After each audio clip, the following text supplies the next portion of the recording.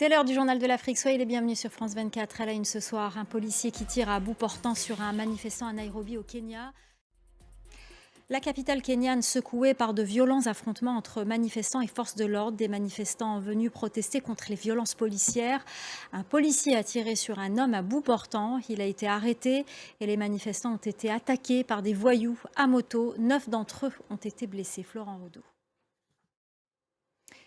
En République démocratique du Congo, le CICR tire la sonnette d'alarme. Le système de santé est à bout de souffle dans le nord et le sud Kivu. En cause, l'insécurité et la baisse drastique des financements des organisations humanitaires. Parmi les dangers auxquels sont exposées les populations, des restes d'explosifs de guerre dispersés dans des zones après des mois d'affrontements. Les précisions à Kinshasa d'Aurélie Bazaraki-Bangoula. On vous parle également ce soir de l'enquête sur l'assassinat de Patrice Lumumba. Le parquet belge réclame un procès à Bruxelles. Il a requis le renvoi de l'ancien diplomate belge Étienne Davignon devant le tribunal correctionnel de la capitale. En Ouganda, une loi permet désormais à la justice militaire de juger des civils.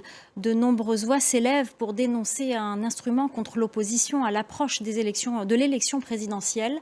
Le cas de l'opposant Kizza Besigye, emprisonné depuis plus de 6 mois, est particulièrement préoccupant. La correspondance régionale de Juliette Monti.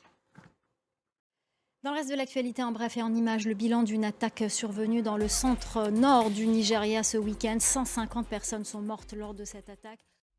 Et on reste en Côte d'Ivoire pour vous parler d'une pathologie visible et stigmatisante, le goitre. Des centaines de femmes en souffrent, les diagnostics sont souvent tardifs et les interventions hors de portée. Une campagne d'opération gratuite organisée par l'Association ivoirienne des chirurgiens vient donner espoir à certaines de ces femmes. Reportage de Makamara et Damien Kofi. Avant de se quitter, on vous parle du lait de chameau et de ses bienfaits, 5 fois plus riche en fer que le lait de vache et non allergène. Dans le sud de la Tunisie, l'unique usine de pasteurisation de lait de chamelle du pays a ouvert grâce à une entrepreneuse et une chercheuse, Clémence Valère. Voilà, c'est la fin du Journal de l'Afrique. Merci aux équipes en régie, merci à notre chef d'édition, Célia Caracena, merci à nos correspondants et merci à vous pour votre fidélité. Restez avec nous, l'info continue sur France 24.